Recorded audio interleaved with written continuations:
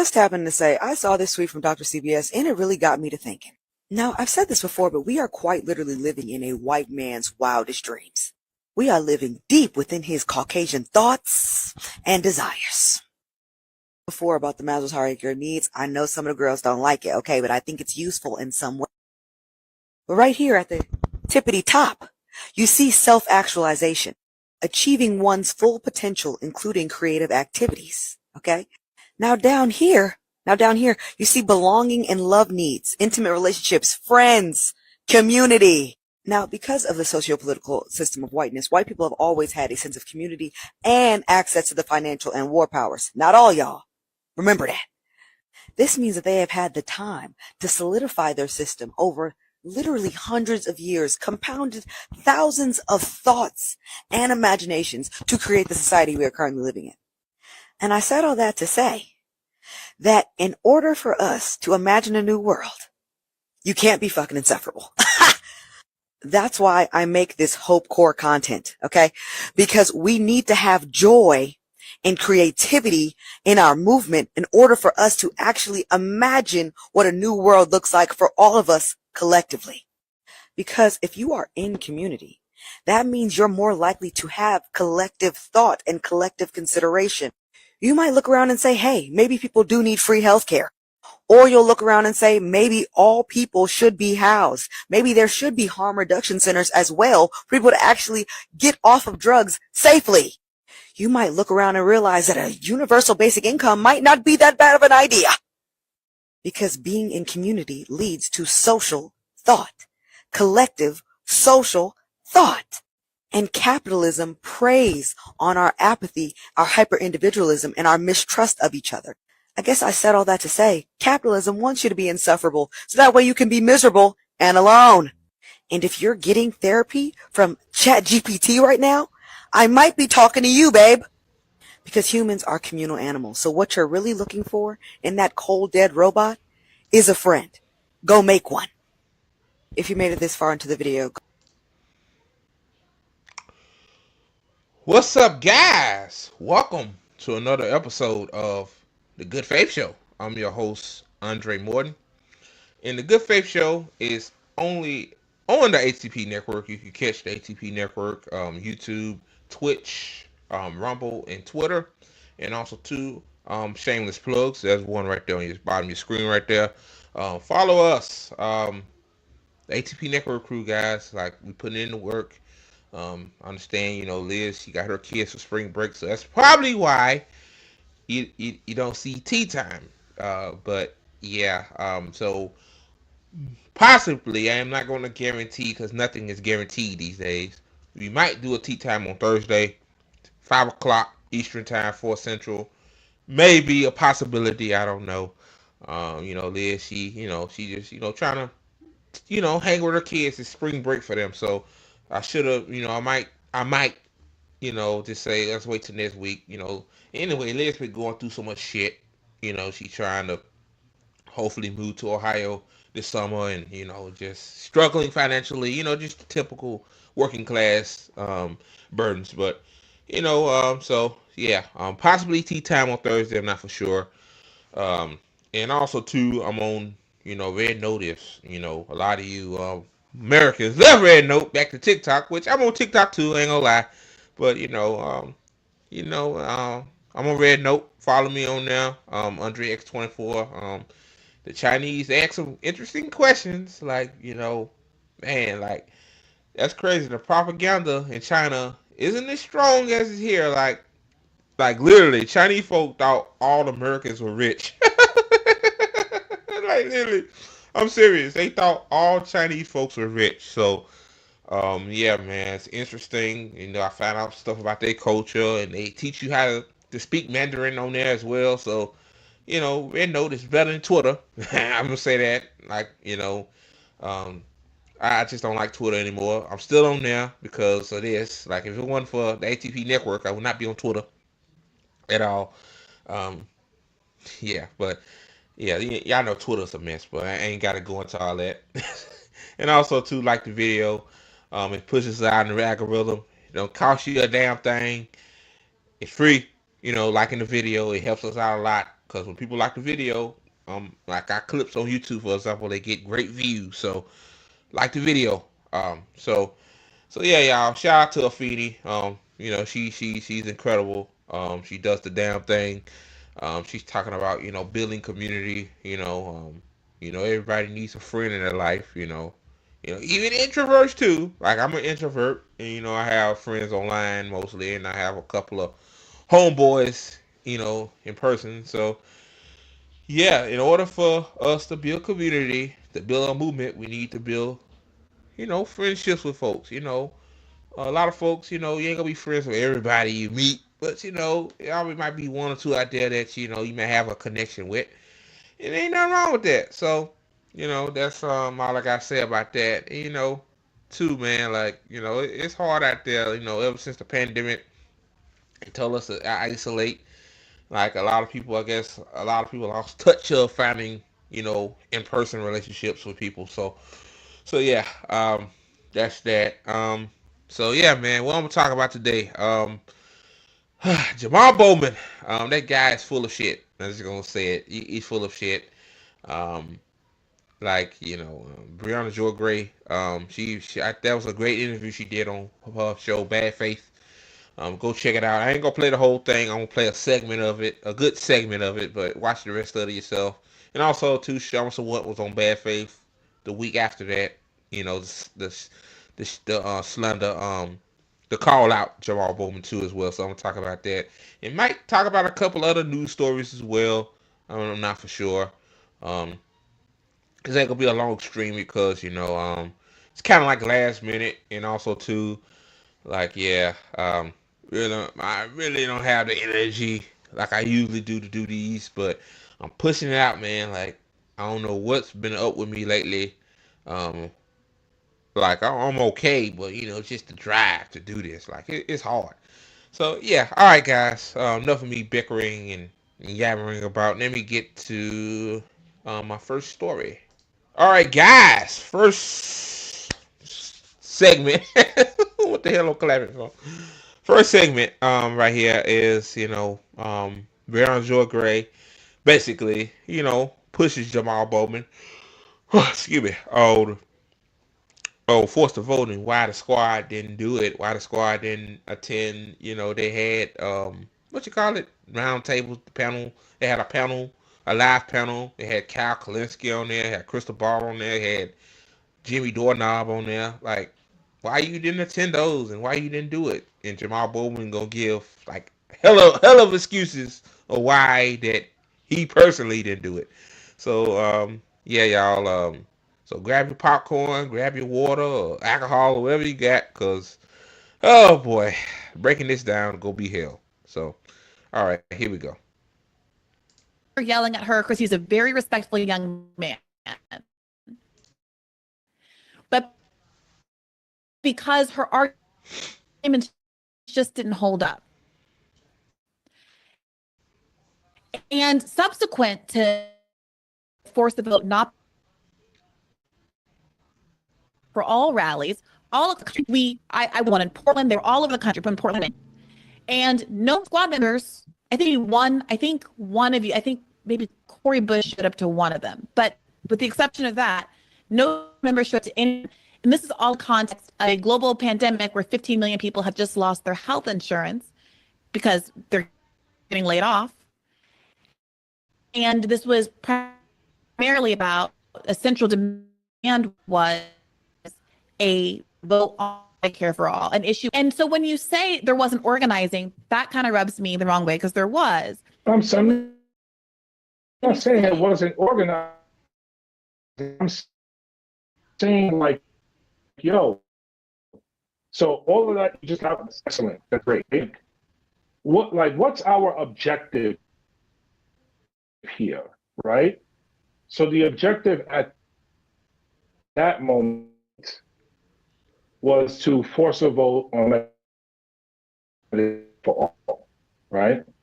Let's say that was the Among other objective. things. That didn't happen. Okay. So Right. if we all, so is that the end of it?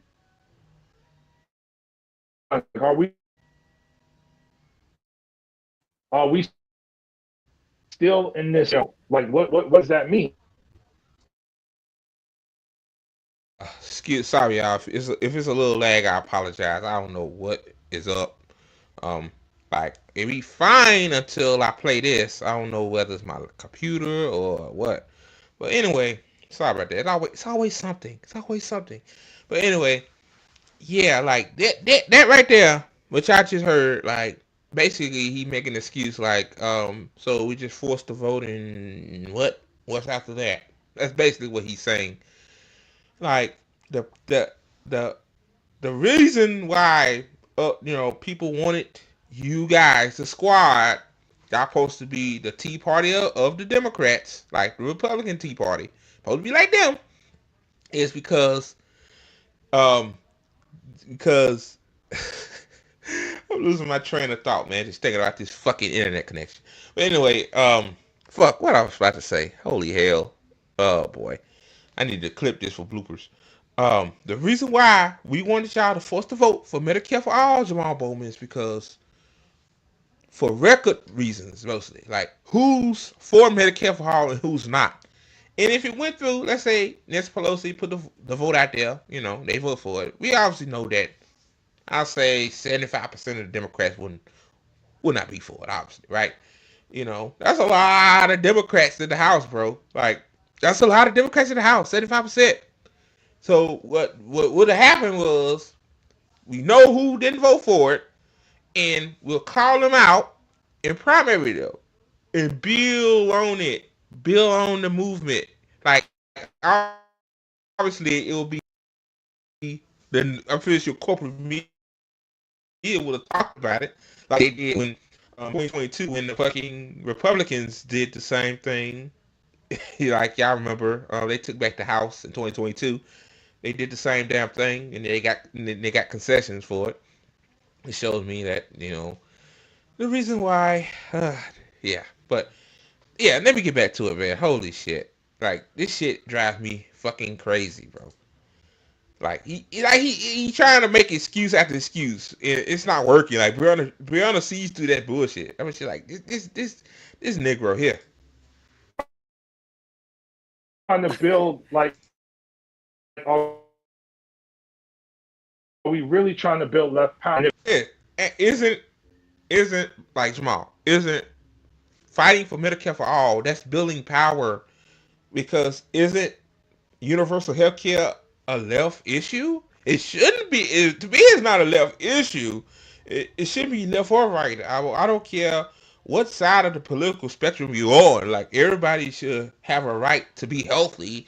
Everybody should have the right to have surgery to save their life, or get medication for they cancer or whatever. Like I don't know why this. All right, Medicare for all is a left issue. Like that's just wild to me. But that's just the country we live in. But again, like, but it's antithesis is on the left. So yeah, like that's how you build power, bro. Yeah, yeah.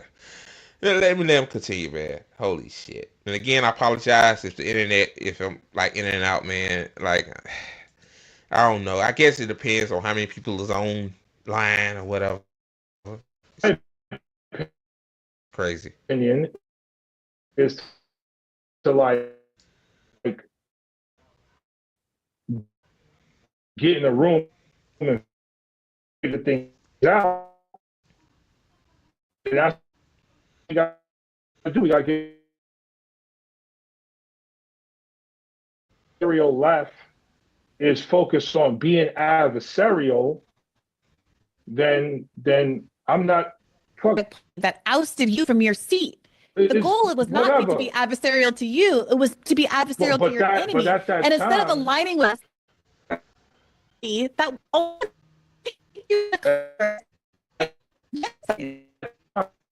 adversarial like at the time. And so like listen, if that's your way of doing that, I'm just telling you. Like adversarial, I guess he's talking about people like me and RBN and who else? Jimmy Dore, I guess. Like, yeah, we've been adversarial to you. To you, basically. He said to other people. Like, bro, like, we wanted y'all to do this. Like, bro, like, see, that let me know that the squad don't. Let me know y'all in there to build power, to clout chase. Like, y'all supposed to be in there to fight, and they had to take a pothead comedian, that's what he called himself, in Briahna Joy Gray and a few other people to bring up a strategy that y'all should have fucking had in the first place. Like, you shouldn't have to take outsiders. Like, we're not in Congress, bro. Like, if y'all came up with this, pro bono, I'm pretty sure all of us at the time would have went along with it. Like, yeah, it's base. Like, yeah, force the vote. Like, I don't understand. Because a piehead comedian hurt my feelings. I'm Jamal Bowman. He hurt my feelings. Oh lordy, what I'm gonna do? What I'm gonna do? Like, see, that's the mistake. I think they about to get into it, but they made it more about one particular person than what it's really about. Like, yeah, like the craziest thing about this is that even Bree says to herself, like, she know that people did not care for him, so she made a piece in the inner. She made an opinion piece in herself, trying to say like, why is it more important than that particular person, aka Jimmy Dore. Oh God, the adversarial left. That's crazy, man. Talking about up, bro. Wow. How it's going to be received by someone like me. I can't speak for nobody else, but someone like me. So you want, like, someone came to one of my town halls. He just starts yelling, whatever, and I'm like, "Yo, okay, give me a second. Let me finish here. Let's talk and let's build and let's." Damn, I'm not sure. I think that was Jose. I'm pretty sure it was. It had to be Jose. Let me let it But continue. if we're just going to be like, if everything is just a protest, and you want to be adversarial, you want to be right, not you, but in general, people out there just want to make a good point of what, like, an argument, or be loud and mad, nasty, and disrespectful, like Jimmy was at that time. Like, Jimmy was the face of that shit at that time. And so, like, who made that? Jimmy was the face of it. Jimmy. See that right there. That's what. So I say Jimmy Dore didn't even have nothing to do with it. I believe these motherfuckers was still making an excuse not to do it. Like, they just say, bro, I didn't want to do it. I didn't want to ruffle Mama Bear's feathers. I'm new, I gotta, lick boots to the establishment, even though I'm supposed to be a progressive, whatever the fuck that means these days. Like, yeah, see, Jimmy Dore to me is the scapegoat. Like, you know, if you actually care about people's lives, like, you're supposed to fight for people, like, you're supposed to be a public servant, and it's probably one hostile guy that, yeah, calls you out your name. Like, who gives a fucking shit? Like, that's one thing I don't understand. Like, Jimmy Dore hurt my feelings. Like, man, you're a grown ass man. Like, damn, you don't think Jimmy Dore threatened this guy or something? Like, he didn't do that. Like, yeah, he was at that Medicare for All thing saying, I'm gonna come after you. He was saying that he was gonna call you out. Like, Jimmy Dore is in his 50s. Like I don't think he's a vigilante or nothing like that. Oh God. See, they're making it about Jimmy Dore as an excuse not to do it. I hate people like that. Like, just say I didn't want to do it. Like, or everybody has an opinion. Just say, hey, I don't think it was a good strategy, which is fucking wild. Like, that's the only fucking strategy to put Medicare for all in talking circles, because that American people have the attention span of a fucking mustard seed. Like, people would have talked about it for weeks and weeks.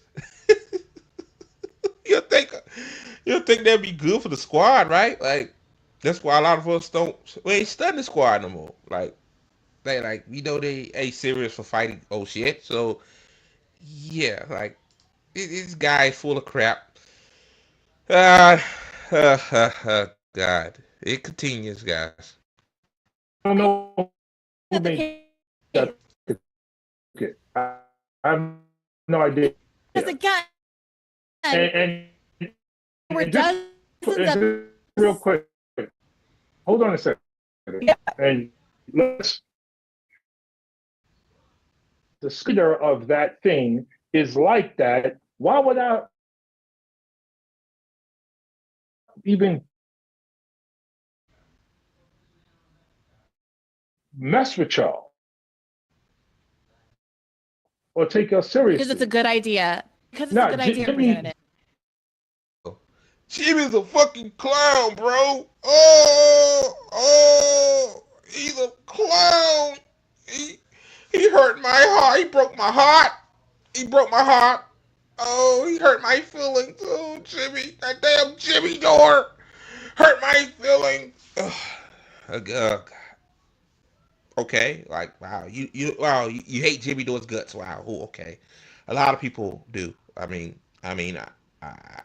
can't control how you feel about people. To you, that is just an excuse. Yeah, like I said, it's an excuse. Fucking excuse, bro. Let me continue.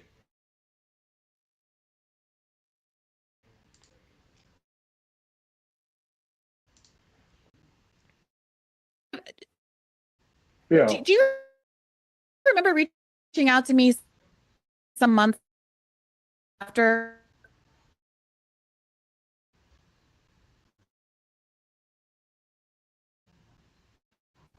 vaguely, I remember You asking me, okay, force the vote is, we didn't, what next? Like, what sort of, correct. I remember standing in the middle of the studio apartment that I was living in, Taz. And I don't know if you remember, but I remember standing in the middle of the studio apartment that I was living in, basically still unemployed. I think we had just started this podcast from the Bernie campaign, and being really gobsmacked because it felt to me like what we were trying to convey, and why I might not have had the same tone or approach as Jimmy. I frankly respect his frustration because the anger came from the realization that this could be the only opportunity in a generation.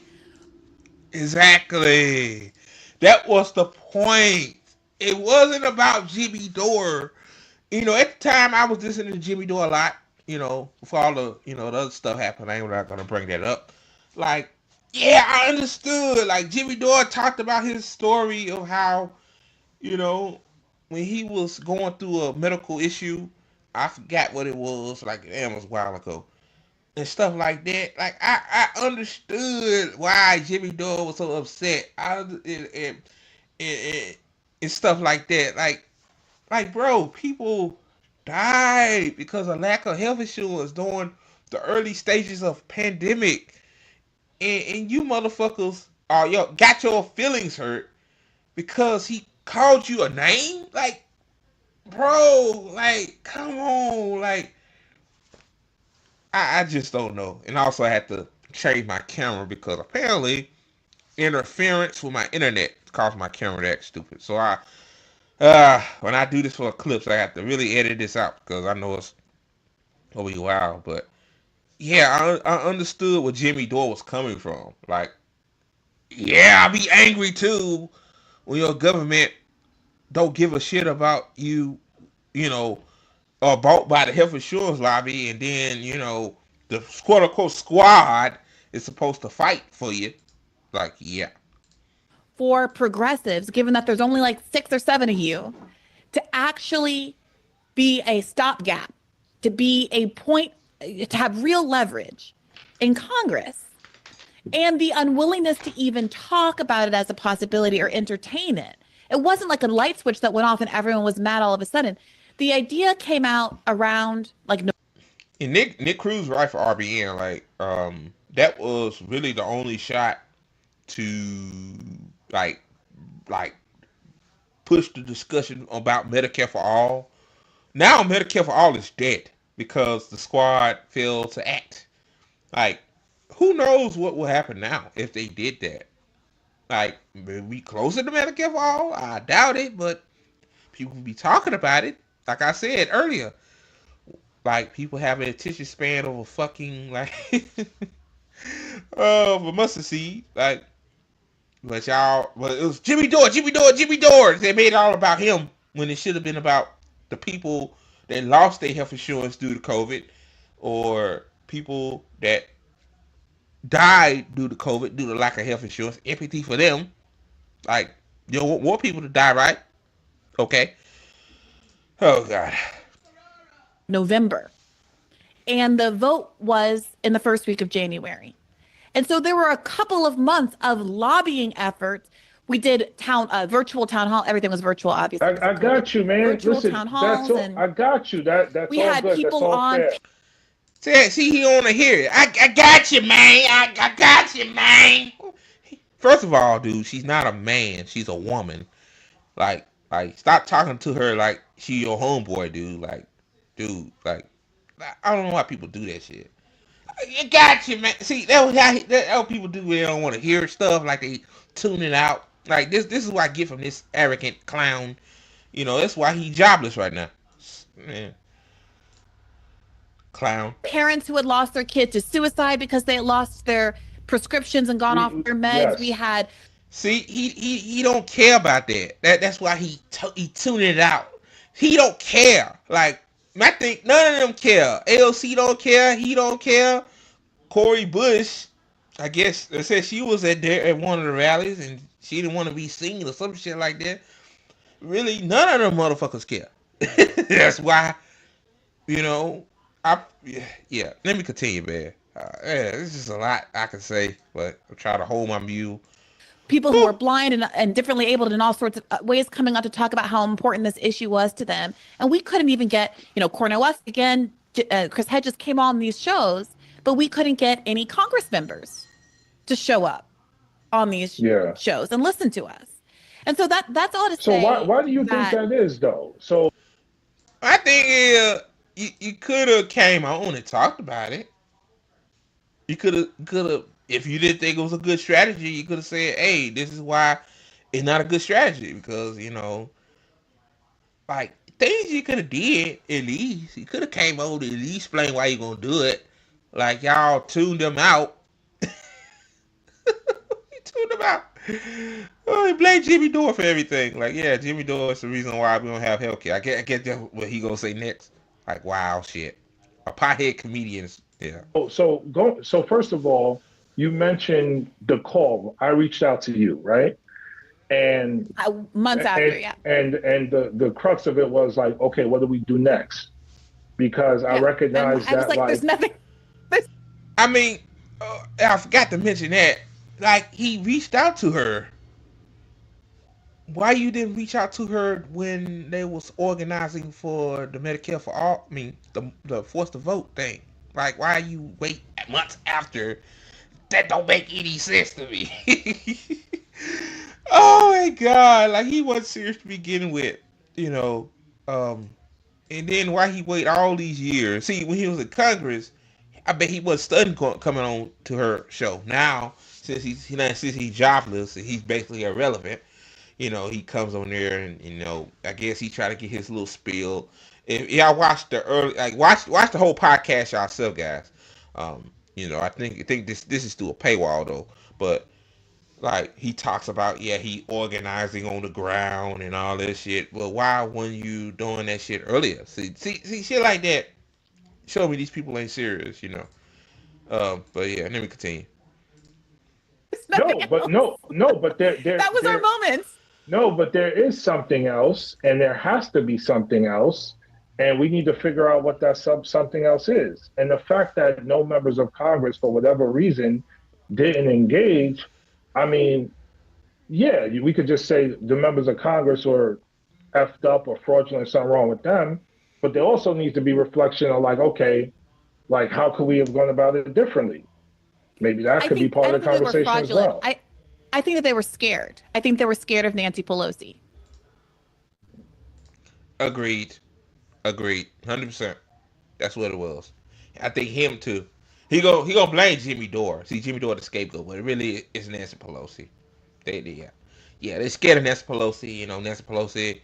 I remember the AOC was like protesting in front of her office or some shit, and then they said Nancy Pelosi came to her and said, "Don't do that shit no more, or we'll get rid of your ass." Like, yeah.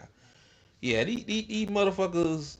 That's why they would call at the time Fraud Squad, because they wasn't gonna do nothing. Like, what's the another failed project? The Bernie Sanders project failed. Then we say, you know what? Justice Democrats don't sound that bad. Fail. So that's why now, most of us adversarial left, as Jamal Bowman calls it. That's why we are on the ground, trying to do our own thing, because we know that this two-party system is bullshit. So yeah, let me let them continue. Yeah. Let me read you what AOC said in response to Justin Jackson, because I think there's some. Quiet. Yeah, nothing to say about that. Hold on. Let me play that again. Hold on. Bree shut his ass down. I think that they were scared. I think they were scared of Nancy Pelosi. Yeah. Let me read you what AOC said in response to Justin Jackson. Yeah. He said, yeah, that's true, man. Yeah, we were scared of, all that big dog talk then. Like, yeah, man, I know, man. Where all that dog talk at? It was true. He didn't deny it. Let me continue. Jackson, because I think there's some, I mean, we're gonna keep talking about this though, man. Like, this can be the final point, because I do have other things I want to get to. Okay. But here's the point. She said, the problem with this idea is that there isn't enough thought given to step 2, which is similar to what you're saying. What's the plan, right? She says the Dem votes aren't there yet. And with razor thin margin, the Dem no's are greater sign margin. So in other words, there's not enough votes to actually pass Medicare for all. So basically she's saying, oh, what's the point? She goes on to say, so you issue threats, hold your vote, and lose. Then what? If you want to know who's supposed to look at the co-sponsor list.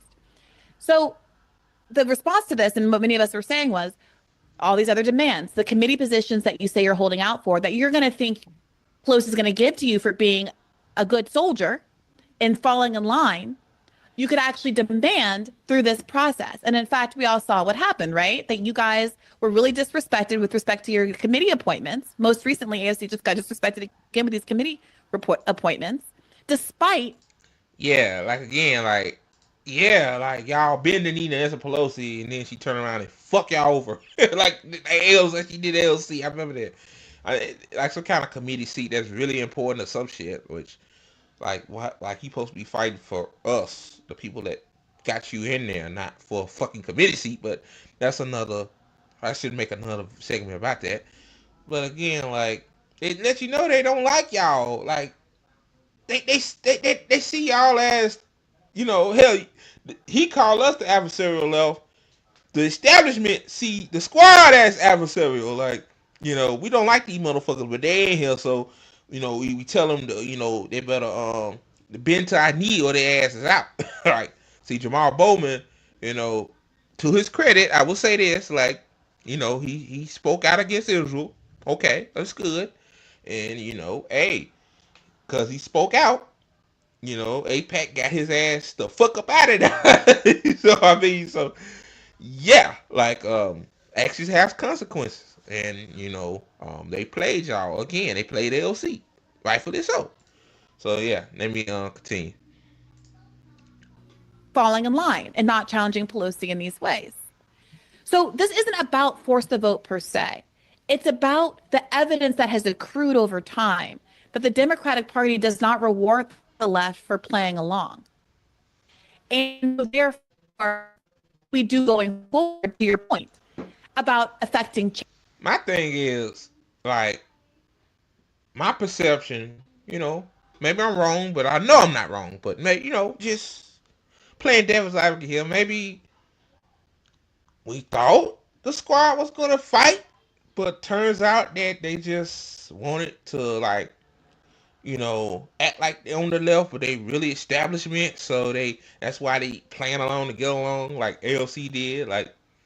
Um, like it took how long it took AOC to say that what happened in Israel and Palestine was a fucking genocide. Like she played along to get along because she know like, hey, 80 motherfuckers could get me the fuck up out of there.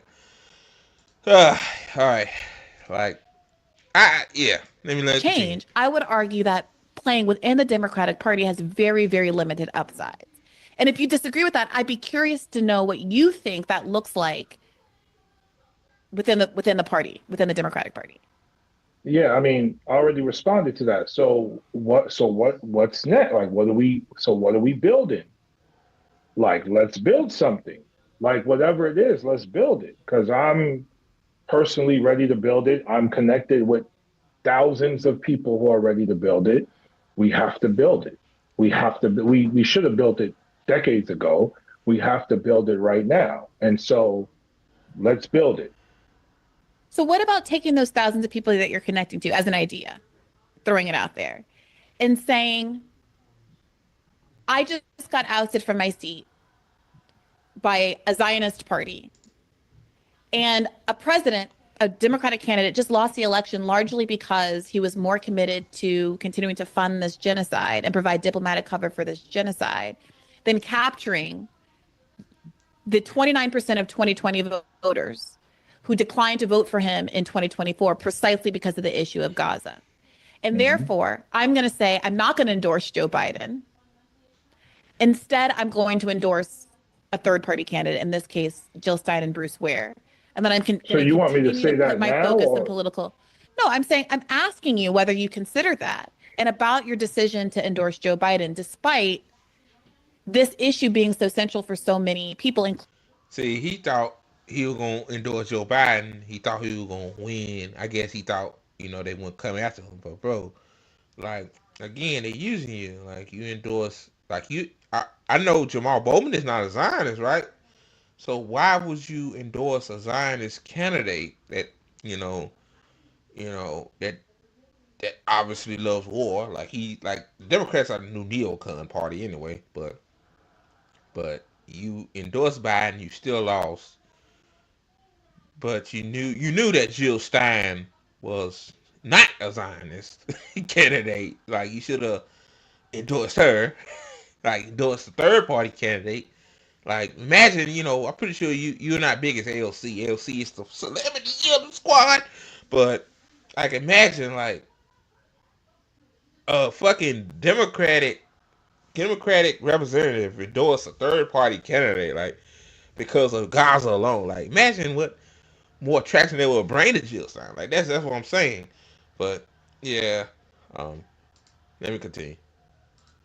Including yourself, both politically and personally. Yeah, I mean, I felt very strongly that if Kamala Harris would have won, we would have had an opportunity to move this issue in a different direction, especially considering the Green Party candidates, which, is going to be very hard for them to have a chance to win. I'm talking to you right now. Yeah. They were going to have a hard chance to win. All polling showed it was going to be tough. I'm speaking right now today about like what do we do now? Like so what's our vision and how do we make that happen now? Because that's what we got to focus on. I think the vision would be to put all of the energy that would be going into telling people to come out in midterms and vote for Democrats, et cetera, to support candidates and parties that oppose genocide, unlike the Democratic Party. So that 4 years from now, they're right there. She giving you the answer. See, she giving you the answer to the solution. Like, duh. I mean, that's a dull position. Like, if you against genocide, why keep voting for a party that's not? Hell, this is the same party, that rather fight to the last Ukrainian, like instead of negotiating peace. like this is probably why that the favorability among Democrats in polling is so low, because they love war. Democratic Party love war, and yeah. So let me continue, guys. Man,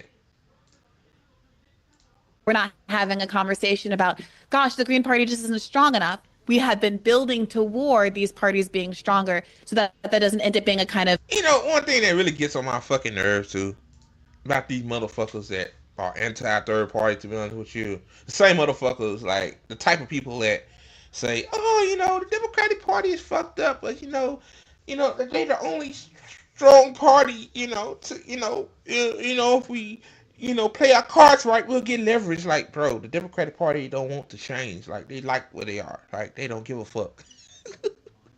So you put your energy time into reforming a party that doesn't give a fuck about nothing but they self, like, but they donors. Like, that's the only thing they give a fuck about. Instead of you with an organization, our revolution, for example, take that energy, put it towards the goddamn third party. It ain't gotta be the Green Party. Like, it could be any third party. Well, asterisk the Libertarian Party, but the third party in general. Like, put it toward third parties. Then build and build and build and build. Same with Medicare for all. Like, imagine if they forced to vote on Medicare for all. Imagine how much building up towards people saying that, hey, our government, our Congress are against Medicare for all. Like, that was a timeout. Instead of making it about one person or making it about because the Green Party's weak. Maybe you wasting your time in the Democratic Party is the reason why the Green Party isn't like building traction. Like, jeez. Let me continue. of self-fulfilling prophecy. So you think the answer right now is building up the Green Party? You think that's the way to go? Look, if you have another party, Hey, like she said, not only building up the Green Party, but any other party that's anti-genocide. Let me continue. prefer PSL, if you want to start a whole new workers' party, I think many people had hoped that at the end of It's not the Working Families Party. Well, historically, Bro, the Working Families Party is an arm of the Democratic Party. What? The Working Families Party ain't a party. It's just sheep herding people to vote for Democrats.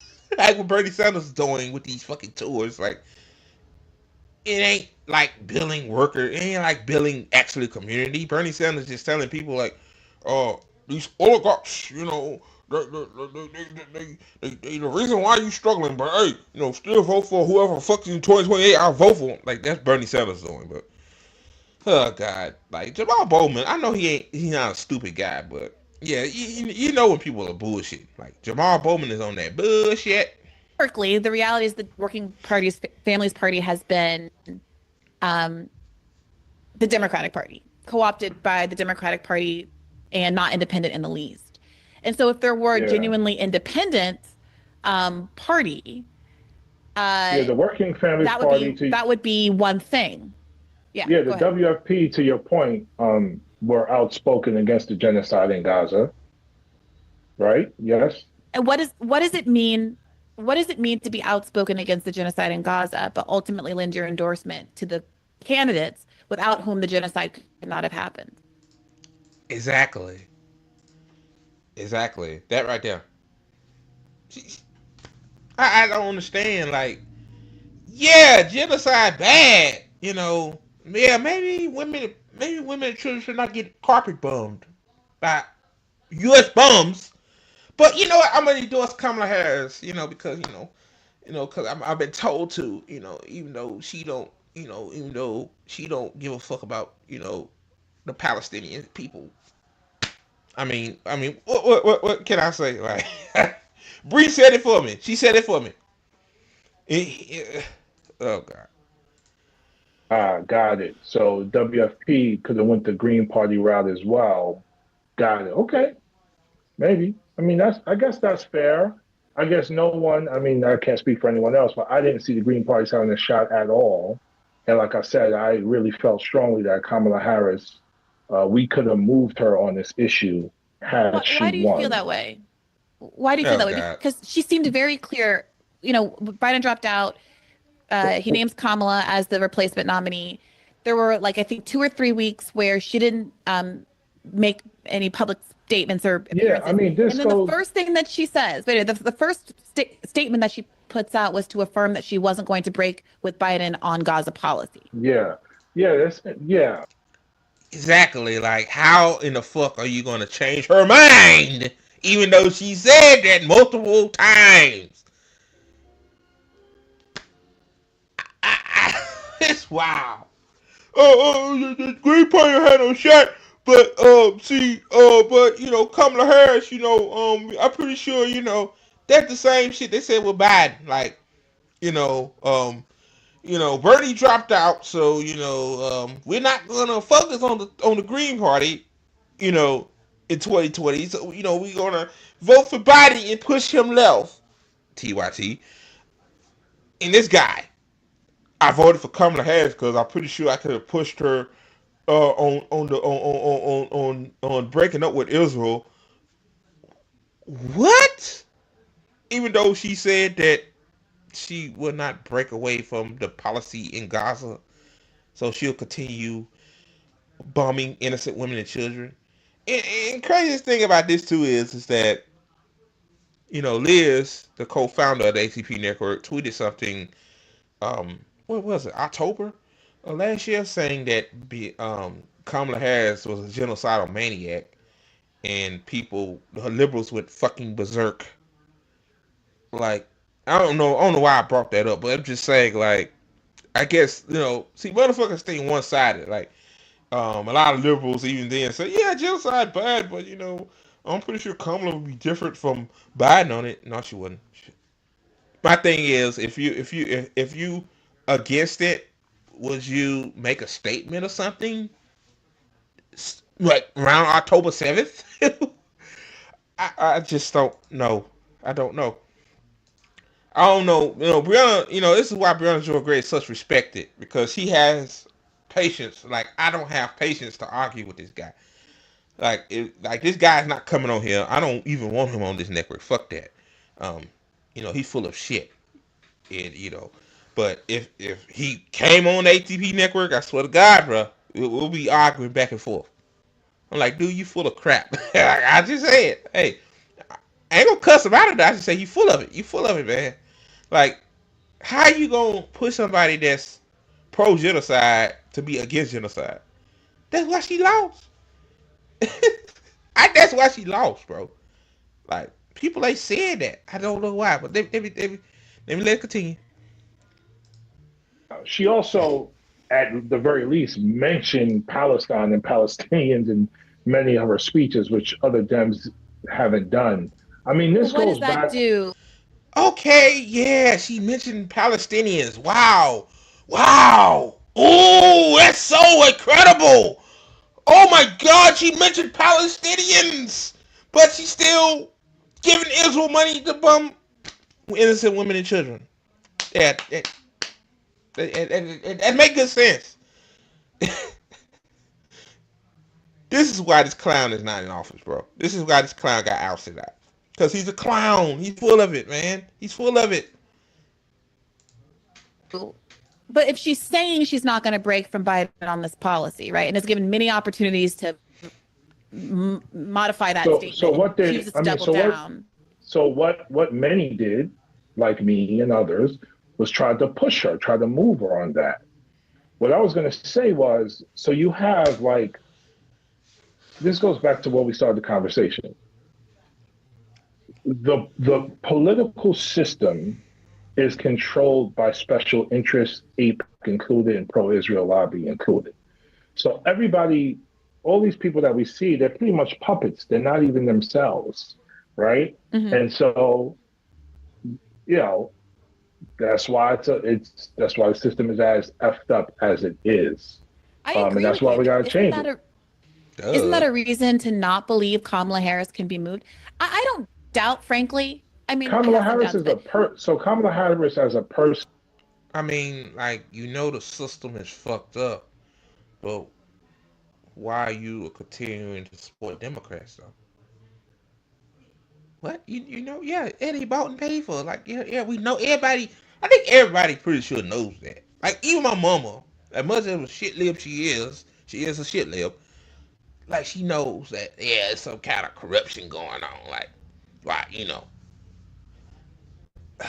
let it continue.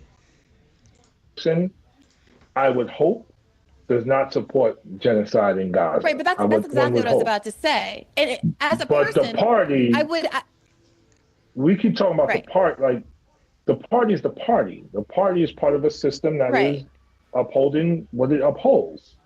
But we have people within that party who are trying to, who are trying to figure it out.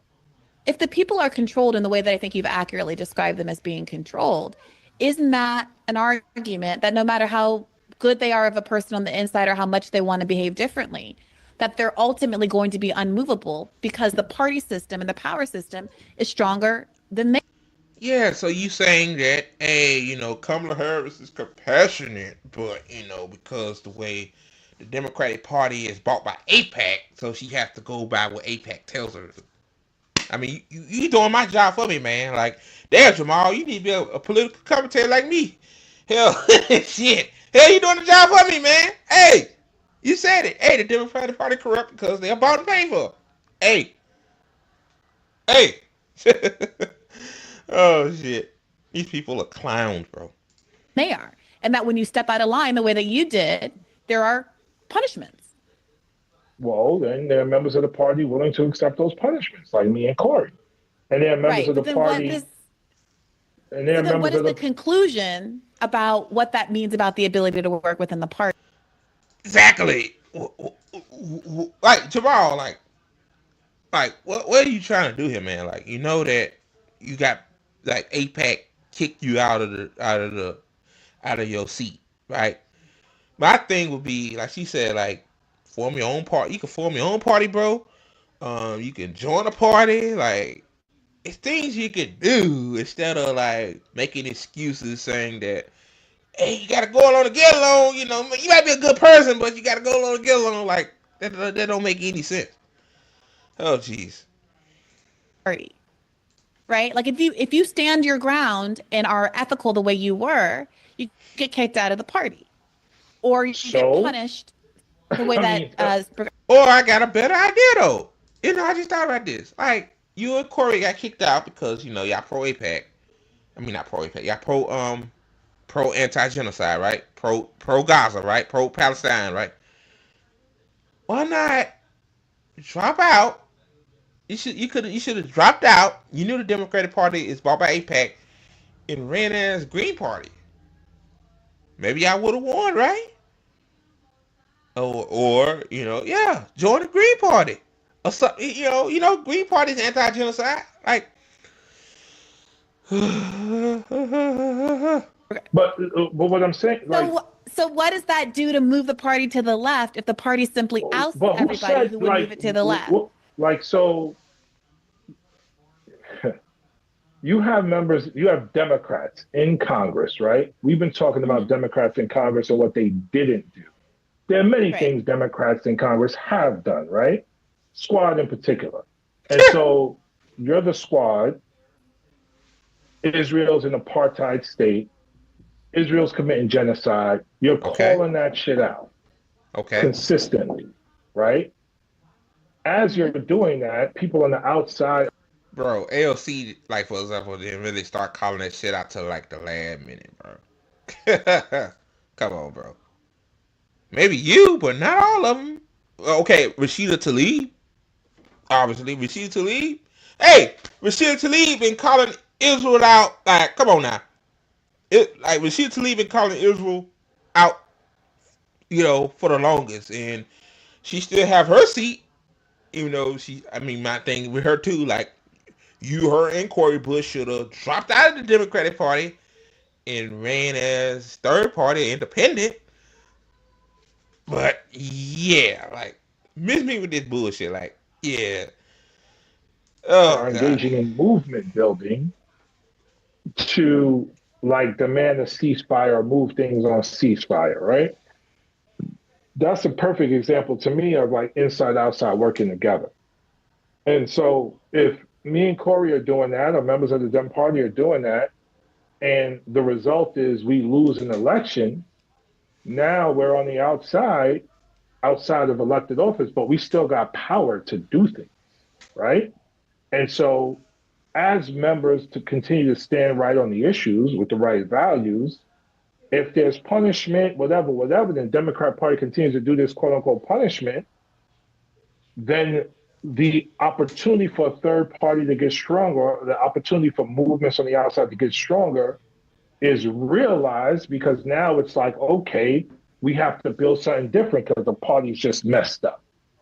And so that is part of a plan, but not enough of a plan because we got to think 50 years from now, 20 years from now, 10 years from now, 5 years from now. And so, like, what I'm saying is, and hopefully you're getting it from this conversation, like, I don't spend my time, trying to move the party or being a champion for the party or thinking about the party. It's about serving the people and how do we do that? That's generally speaking. And then the other thing I said, if anyone wants to work with me, like, But bro, again, like, you're not wrong. Like, yeah, that's what you're supposed to do, serve the fucking people. But again, like, the Democrats don't serve the people; they serve the donors. So why would you run in a party that's pro genocide and pro um um financial interests? Like, again, like, Bree's trying to tell you, but you like you go in circles with it. You see what I'm saying? You go in circles. God. let's work together and let's get stuff done. If your idea, not yours, but anyone else's idea of working with me is like talking shit about me, then you can go ahead with that bullshit. Jimmy Representative Dore. Bowman. Okay, so I'm gonna table that last part. The plan, I would argue, yes, I'm so glad to hear you say that you're really interested in continuing to engage politically and work on strategies going forward. When you called me all those years ago, back in 2021, 2022, whenever it was, and asked me what was next, it did not feel like there was much in the transom. In this moment, if you're asking Much in the what? is, much in the transom, much in the pipeline. There's no Yeah. plan. Mm-hmm. That being said, we're in the middle of Biden administration. There was absolutely no appetite for being adversarial to the Biden administration among elected Democrats or frankly among people in the streets. He had effectively suppressed agitation around Black Lives Matter because in my view, he made it What do you a zero-sum game between. what do you mean? Like everything you just said, What do that's you not mean? true. There was no You don't think that appetite Biden to. effectively, you don't think there was, wait, you think there was an appetite for like political agitation under the Biden administration from Dems? Like we was Under the Biden criticizing Biden. administration? We was criticizing Biden like all the time, like on a consistent basis. Who? Like Okay, that well, was not. about what? Wait. He said they criticizing Biden. Who criticizing Biden? I don't remember that.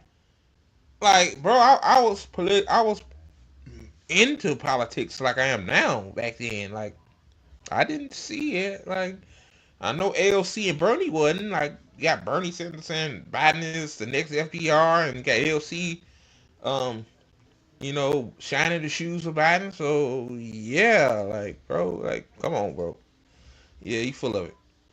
In particular, you mean Build Back Better stuff and how it got bifurcated and holding the line and all that? A million different things. I mean, you're saying that like during the Biden administration, like he squashed Black Lives Matter. Like, what are we talking about? Well, yeah. Well, specifically, I mean that during 2020, he ran on funding the police harder, and that the argument that got made, there was a very rapid shift, as I observed it, in 2020, from a movement that emerged right as the primary season was ending, and where there was a lot of popular enthusiasm around police reform, including a poll that showed just after that Minneapolis police station was burned down, the majority of the public approved. And they didn't give a shit about the George Floyd Policing Act, whatever it was. Forgot the exact name of the bill, but yeah, like Biden don't give a shit about Black lives.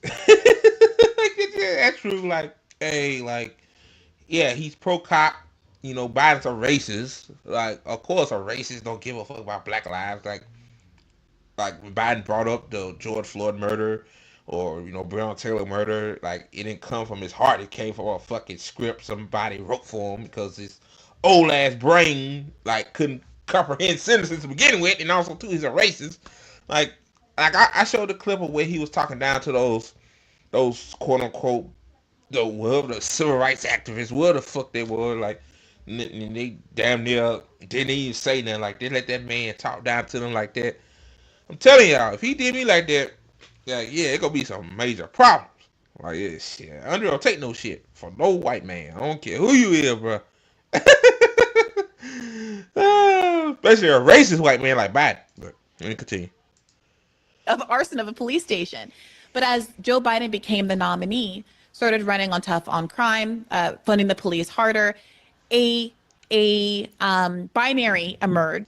And the damn Republicans are full of shit too when they say that. Oh, Democrats are for defunding the police. Oh, they for this and that. No, they're not. Like, yeah, man. Like, I remember that shit too. I'm like, no, they're not. Like, Joe Biden said he's pro funding the police. He pro cop. Okay, but let me continue. Just had to throw that in there. Where being defund the police as a quote unquote slogan was constantly talked about on liberal platforms as being harmful to the Biden effort to defeat Trump.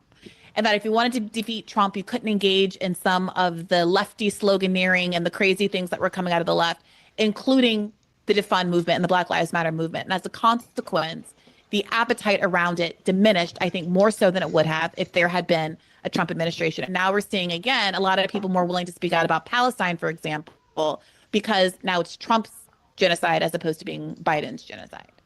Exactly. Like, yeah. Where were these same liberals talking about Gaza when Biden was orchestrating a genocide? Now, since like they're the same ones that said some crazy ass shit like Biden will make the genocide worse again. Like, Trump will make the genocide worse. Like, how can you make a genocide? But since Trump doing it, oh God, he's all these innocent women and children. Even though we haven't talked about him for a year and a half, but like see, that's that fake ass energy. Like they don't need That's what I mean. As relative, it's a relative metric. There's historically and recurrently more appetite for protest under a Republican administration because many Democrats are reluctant to criticize Democratic leadership when they're the ones that are owning a given problem. Okay. That's all I mean by that. Got it. Sorry, so the plan going forward, I do think that there was utility in people like yourselves being within the Democratic Party. So now we can see, we have proof positive for how antagonistic the Democratic Party is willing to be to its own members who are to their left. Similarly, I don't think that Bernie Sanders running for president twice or me working on the 2020 campaign was a waste of my life. I joke that he took my mid-30s, but I don't actually think it was a waste of time because but for those examples, we wouldn't be able to say so confidently that the Democratic Party is willing to be more hostile to the left than they are to Trump and rising fascism and all the things that they have been warning about for all of these years. So I don't think that, I think that the role you and Cori Bush and the others have played is very instructive. The question is what you do with that energy now. Do you say I was treated so badly and disrespected in these ways, and yet I'm going to come back and sort of manufacture consent for this party year after year, tell people to vote blue no matter who for the lesser of two evils, et cetera, et cetera? Or do you take the lesson from this that the reason that we're in the situation right now with Donald Trump is because the Democratic Party chose to align with Zionism, with corporatism, with all of these interest groups that are against the American people. And as a consequence, there's a void. And Donald Trump and his faux populism was willing to fill the void. And if you want to prevent fascism from rising, you have to fill the void with real populism, which is not going to be found within the Democratic Party for all of the reasons of industry capture that you've described so well. And to me, that means telling your audience, telling your people that you have to contribute to build alternative party structures and not do what I think Bernie Sanders ultimately. Exactly. That's the point. Jamal Bowman ain't really listening to it. You can tell like he's all over the place. Like she's saying that the Democratic Party is not going to change, and you wasting your energy, time, and effort trying to reform something that's meant to work the way it is. So why not take that energy and put it towards some alternative party, or just put it towards the ground in general? Like that's all. Ugh. Play a little bit more, then I'll get my final thoughts on this. Did was just to say, I've got this huge movement of people, but I'm going to feed them back into the Democratic Party instead of taking that as an opportunity to do a dirty break. Yeah, I agree with that mostly. I mean, that's why, I'm doing my own thing right now. You know what I'm saying? We just launched a pack called Built to Win. Go to builttowin.org to learn more.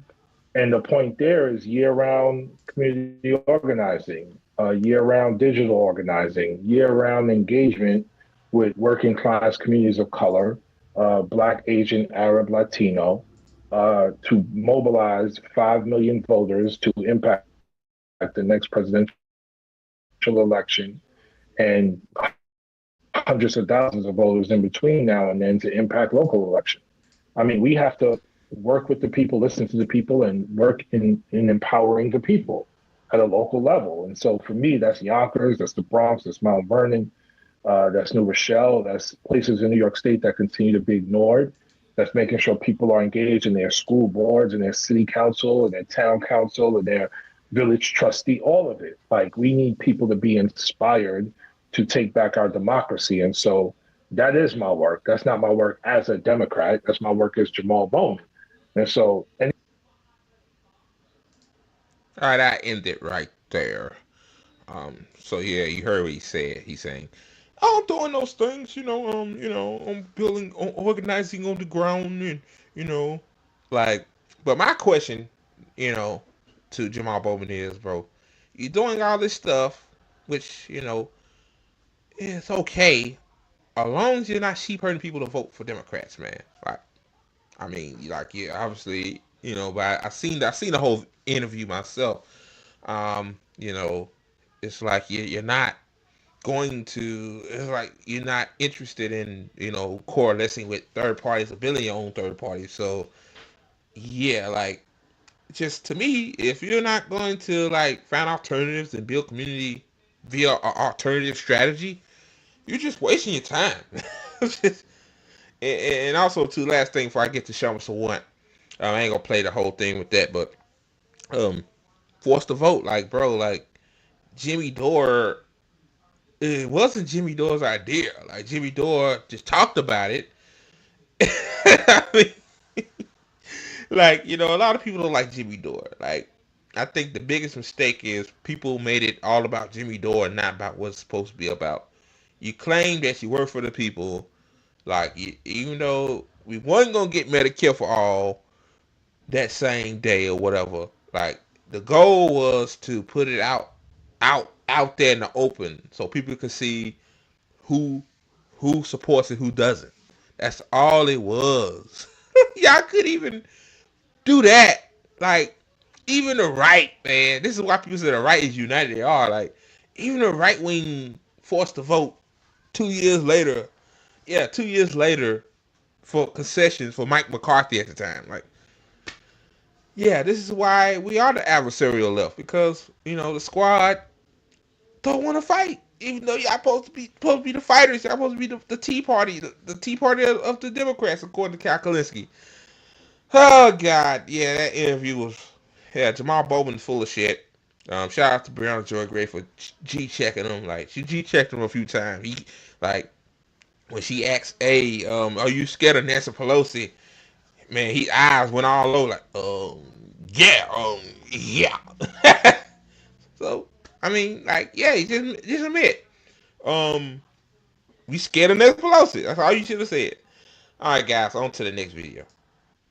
All right, guys, last segment of this stream. Be sure to hit the like button. It helps us out in the algorithm. It don't cost you a thing. So yeah, shout out to Kshama Sawant. She laid it to Jamal Bowman. I'm not gonna play the whole thing. It's an hour and 46 minutes, but yeah. Jamal Kshama Sawant said it. She said it for me. Um, Here we go. Few leaders on the left that has been sort of unflagging and consistent and incredibly disciplined as we try to chart our way forward in this sort of post Bernie left world. Welcome back to the podcast, Kshama. Glad to be back here. Nice to see you, Briahna.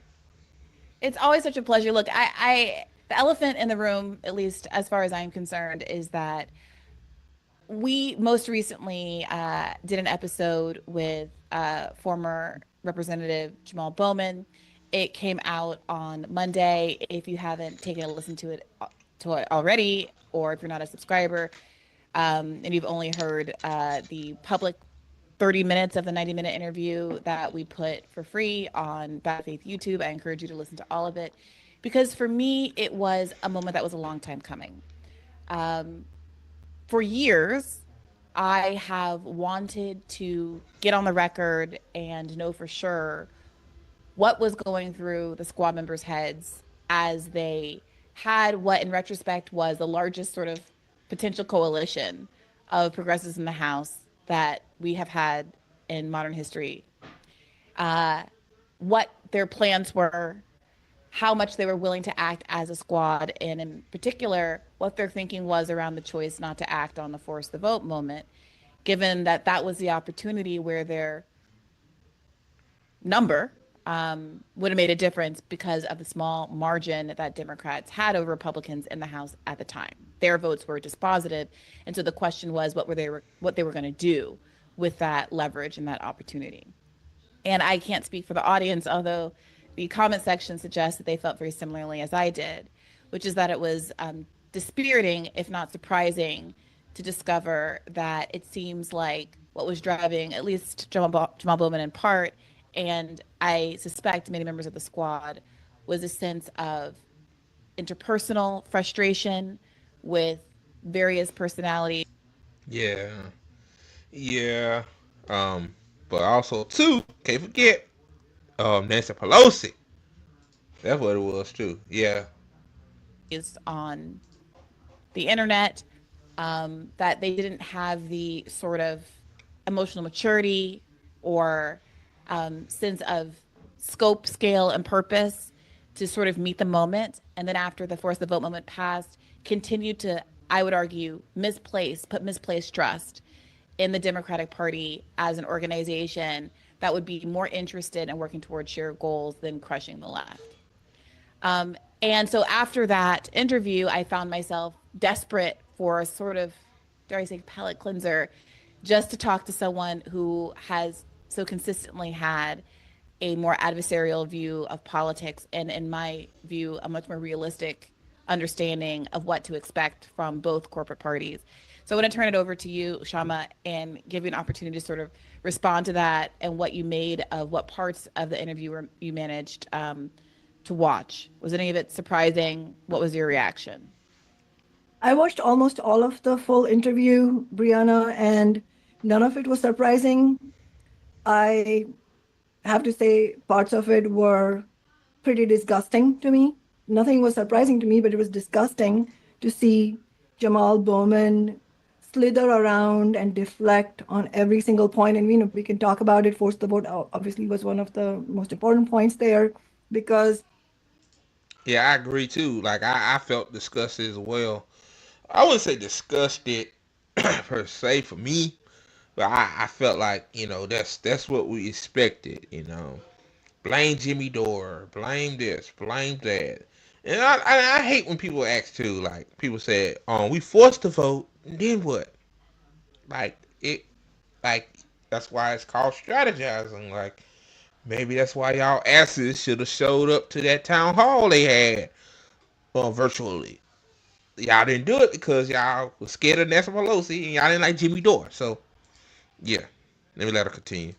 I don't think that forced the vote was the only moment for any type of fight back. If there was a desire, a stomach for a fight back within anybody inside the Democratic Party, which itself it's a premise that we in Workers Strike Back and Revolutionary Workers disagree with, but hypothetically were there to be stomach, then I don't think that's the last chance at all. Right now, the Democrats that want to fight could actually be fighting Trump in many different ways, but they aren't doing that. And force the vote, in my view, was not like the sole example, but what it did do was, because big sections of the left, big sections of working class people took on that demand, it succeeded in exposing the inherent flaw in expecting that the squad would do anything to fight for us. So that's the value. That's so true, so true. I agree 100%. Like, yeah, basically expose them that, hey, they ain't gonna do shit. Basically. And I just said it in layman's terms, like, hey, they weren't gonna do shit. Yeah, that was, you see, right, it was more opportunities for them to fight, especially during COVID, man, a pandemic. You'll think, you know, it's not normal times. You think like, hey, maybe this is a good idea. I might not like Jimmy Dore, but I talked to Briahna Joy Gray or Crystal Ball. Um, you know, I mean, they was organizing the stuff for it, but yeah, like I talked to them, you know, like but making it about a pothead comedian and stuff like that. Yeah, like, yeah. Even if it wasn't Jimmy Dore, it would be something else. Like, trust me. Well, let's continue. Of the squad, and it sort of relates to also this really dishonest question that Bowman asked you: do you think the squad were a net positive? And I thought your answer was spot on, which is they're a net positive because of the lessons they offer about what the nature of the Democratic Party is and what careerism looks like, even among those whom you might imagine have good intentions. And even that, I think, is questionable at this point among some of the squad members. But setting intentions and psychology aside, what actually happens in the Democratic Party was very much revealed through the whole force the vote episode. And where I think we need to draw the most clarity about is, again, this is where I thought I thought Bowman was sleazy throughout the interview. He was. And Hell yeah. it really revealed him as a sellout. For anybody who's really caring to listen, you sort of read between the lines, so to say, or has some experience since force the vote with how the Democrats betray. Do you think it was a good idea to vote for Nancy Pelosi uncritically without any demands? We had no plan. Do you think the squad is a net positive for the left? An interesting question.